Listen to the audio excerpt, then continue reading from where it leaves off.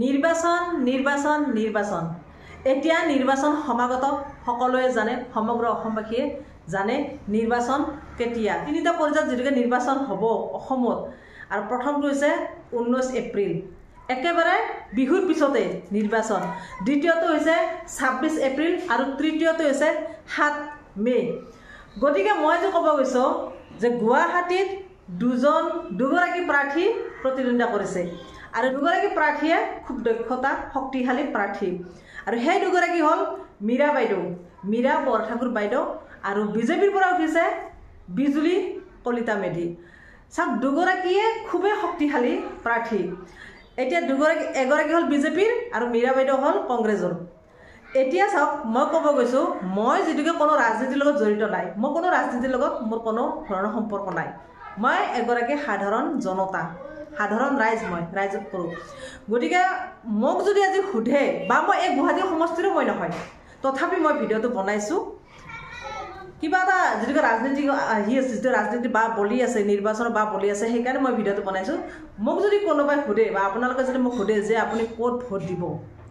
মই ডাইৰেক্ট ক'ম যে মীৰা বাইদেউক ভোট দিম মীৰা বাইদেউক ভোট দিম হয়তো আপোনালোকে কুৱেশ্যন কৰিব কিয় ভোট দিব মীৰা বাইদেউক মই গুৱাহাটীৰ সমষ্টিত নহয় মই আগতে আপোনালোকক কৈছোঁ বা মই কোনো ৰাজনীতিৰ লগতো জড়িত নাই তথাপি মই ভিডিঅ'টো বনাইছোঁ আৰু মই ক'ব খুজিছোঁ যে মীৰা বাইদেউক কিয় ভোট দিম বহুতে মীৰা বাইদেউক ভোট দিব আৰু একাংশই বিজুলী বাইদেউক ভোট দিব একাংশই মীৰা বাইদেউক ভোট দিব গতিকে যিখিনি মীৰা বাইদেউক ভোট দিব তেওঁলোকক হয়তো কোনোবাই কুৱেশ্যন কৰিব বা মোকে কুৱেশ্যন কৰিলে আপোনালোকে যে মীৰা বাইদেউক কিয় ভোট দিয়ে মই প্ৰথমে ক'ম মীৰা বাইদেউ খুব দক্ষতা শক্তিশালী মহিলা আৰু মীৰা বাইদেউৰ কথাত কোনো ভুল নাই খুব নিখুঁত খুব চাফাকৈ কথাখিনি কয় আৰু খুব সাহসী এগৰাকী মহিলা মীৰা বাইদেউই সংসদত কথা ক'বলৈ সাহসখিনি আছে বা মীৰা বাইদেউ প্ৰতিটো সমস্যাৰ পিছত দৌৰিবলৈ সেই সাহসখন আছে মীৰা বাইদেউ কাৰো কথাত বহি নাথাকে আমি দেখি আহিছোঁ গুৱাহাটীত যিমানখিনি সমস্যা হয় প্ৰতিটো সমস্যাৰ লগত মীৰা বাইদেউ যুঁজ দিয়ে সেই জন্মনিৰ মৃত্যুৰ দিনাখনে মীৰা বাইদেউ ক'ৰবাত এখন মিটিং কৰিছিল কিবা দৌখাল না ক'ত এখন মিটিঙত আছিল যেতিয়া শুনিছে জন্মনিৰ মৃত্যু মীৰা বাইদেউ মিটিং তাতে এৰি থৈ দৌৰি আহিছে জন্মনিৰ ঘৰলৈকে ক'ৰবাত যদি জুই লাগিছে তাতেও গৈ উপস্থিত মই কিছুমান ইণ্টাৰভিউত পাইছোঁ মীৰা বাইদেউৰ ক'ৰবাত জালুকবাৰীত যদি জুই লাগিছে অথচ জালুকবাৰী মীৰা বাইদেউৰ সমষ্টি নহয় বা মীৰা বাইদেউ তেতিয়া ইলেকশ্যনত উঠাই নাছিল কিন্তু তেতিয়া ইলেকশ্যনত এইবাৰহে উঠিছে কিন্তু তাৰে আগৰ পৰা মীৰা বাইদেউক দেখি আহিছোঁ মীৰা বাইদেউ যদি ক'ৰবাত কিবা এটা অঘটন ঘটে মীৰা বাইদেউ পটককৈ দৌৰি গৈ উপস্থিত হয় কিন্তু কোনো চৰকাৰৰ বৰমূৰীয়াত সেইখিনি জেগাত উপস্থিত নহয় প্ৰথম অৱস্থাত মীৰা বাইদেউ উপস্থিত হোৱা আমি দেখি পাওঁ আৰু মীৰা বাইদেউ ছ'চিয়েল মিডিয়াত খুব সক্ৰিয় মীৰা বাইদেউ কথা কোৱা সাহসখিনি আছে আমি যদি মীৰা বাইদেউক দিল্লীলৈ পঠাওঁ তেনেহ'লে এই অসমৰ যে সমস্যাবিলাক আছে সমস্যাবোৰ প্ৰতিটো প্ৰশ্ন তেখেতে তাত কৰিব পাৰিব কোনো ভয় নাই নিখুঁতভাৱে খুব সাহসেৰে তেওঁ প্ৰশ্নখিনি উত্থাপন কৰিব পাৰিব বুলি আমাৰ বিশ্বাস আৰু সেইকাৰণে মোক যদি সুধে আপোনালোকে কাক ভোট দিব মই ডাইৰেক্ট ক'ম মীৰা বাইদেউ কিন্তু বিজুলী বাইদেউৰ ক্ষেত্ৰত চাওক এতিয়া শাসকীয় দল বিজুলী বাইদেউ খুব শক্তিশালী খুব এগৰাকী সক্ৰিয় প্ৰাৰ্থী বিজেপি দলটো খুব শক্তিশালী আপোনালোকে সকলোৱে জানে টকা পইচা ধন দলত তেওঁলোকৰ অভাৱ নাই গতিকে উন্নতি বহুত কৰিছে বিজেপি পাৰ্টীয়ে বহুত উন্নতি কৰিছে এতিয়া মই কিছুমান মিডিয়াত পাইছোঁ বিজুলী বাইদেউ সুধিছে যে আপুনি যে নিৰ্বাচনত লাগিছে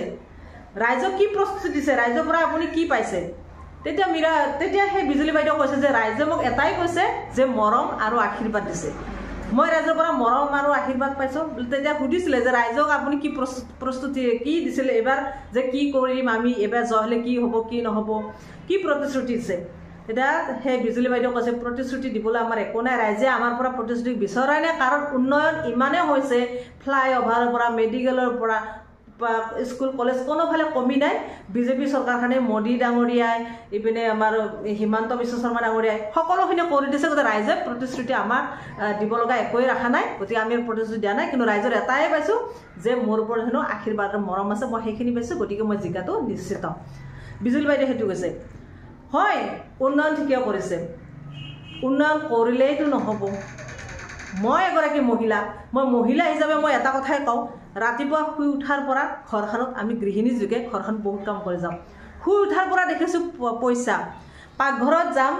গেছৰ দাম চাওক এটা যদি চিলিণ্ডাৰ কিনিছোঁ নেক্সট চিলিণ্ডাৰ কিনাৰ কথা চিন্তা কৰিব লাগে 1000 বাৰ কাৰণ এটা চিলিণ্ডাৰৰ দাম যেতিয়া কংগ্ৰেছৰ দিনত আছিলে 443 টকা দামত কিনিছিলোঁ যেতিয়া চৰকাৰ চেঞ্জ হ'ল আজি 1000ৰ ওপৰত এটা চিলিণ্ডাৰ কিনিব লাগে বহুত কষ্ট হয় বিশেষকৈ মোৰ ক্ষেত্ৰত আৰু মোৰ নিচিনা হাজাৰজনী মহিলা চাগে এনেকুৱা কষ্ট হয় যেটোকে চিলিণ্ডাৰৰ দাম বেছি শাক পাচলিৰ দাম যতে যাও ততে দাম গতিকে এনেকুৱা দামত যদি আমি কিনি খাব লগা হয় সাধাৰণ ৰাইজ মই কেনেকৈ চলিম কক আমি সাধাৰণ আমাৰতো চৰকাৰী চাকৰি নাই চৰকাৰী চাকৰিয়ালবিলাকে হয়তো আজি চৰকাৰে দৰমহা বঢ়াই দিছে তেওঁলোকৰ দামত কিনিলৈ একো নহয় কিন্তু আমি বস্তু দামত কিনিবলৈ হ'লে আমাৰ কষ্ট লাগে বহুত কষ্ট পাওঁ কাৰণ আমাৰ ইনকাম নাই আমি সাধাৰণভাৱে কাম কৰি খোৱা মানুহ ল'ৰা ছোৱালী পঢ়া শুনাৰ কথা আছে ল'ৰা ছোৱালী কেনেকৈ পঢ়াম সাধাৰণ কামখন কৰি পিনে যদি বস্তু বাহিনী ইমান দাম খুৱাম কেনেকৈ বহুত কথা আহি পৰে আমি প্ৰথম অৱস্থাত বিজেপি চৰকাৰকে ভোট দিছিলোঁ তেওঁলোকে কৈছিল পৰিৱৰ্তন লাগে কংগ্ৰেছৰ পৰা কংগ্ৰেছ খেদি বিজেপিক আনিলোঁ অসমৰ ৰাইজে আনিলে কিন্তু এতিয়া বিজেপিৰ পৰা আমি সাধাৰণ ৰাইজখিনি বুজি উঠিছোঁ যে শাসকীয় দল হ'লে কি হ'ব হয় আজি বিজুলী বাইদেউ কৈছে উন্নয়ন বহুত কৰিছে তাৰ কাৰণে বহুত ধন্যবাদ এইখন চৰকাৰক উন্নয়ন কৰাৰ কাৰণে কিন্তু উন্নয়ন কৰিলেই নহ'ব আমাৰ যিখিনি সমস্যা এই সমস্যাবোৰ সমাধান লাগে যেটোকে ৰাতিপুৱা উঠাৰ পৰা দেখিবা পাকঘৰত সোমালে বা যিটো বস্তু কিনো যিটো বস্তু লওঁ প্ৰতিটোতে দাম দাম দাম বহুতখিনি দাম গুচি যায় আৰু এটা কথা নাৰী সুৰক্ষা নহয় আমি দেখিলোঁ গুৱাহাটীত যেটোকে জন্মনি ৰাভাৰ অৱস্থা কি হ'ল তাইৰ ঘৰ গুৱাহাটীতে হয় দক্ষিণ গাঁৱত আজি জন্মনি মাতৃ কান্দি আছে কিন্তু জন্মনি জানি ন্যায় পালে সেই একেলগে মৃত্যু জোনালী নাথৰ মৃত্যুৰ সময়ত কিন্তু চৰকাৰৰ ফালৰ পৰা বহুত মানুহ যোৱা দেখিছোঁ বা একেদিনাই জোনালী নাথৰ হত্যাকাৰী ওলাই দিলে কিন্তু জন্মনিৰ কিয় হত্যাকাৰী ওলাব নোৱাৰিলে জন্মনিৰ সঠিক ন্যায়টো নাপালে নাৰী সুৰক্ষা নহয় হয়তো এই ক্ষেত্ৰত যেন ক'ৰবাৰ ক্ষেত্ৰত আমাৰ যেন মনত দুখ লাগে কাৰণ মই এগৰাকী নাৰী মই এগৰাকী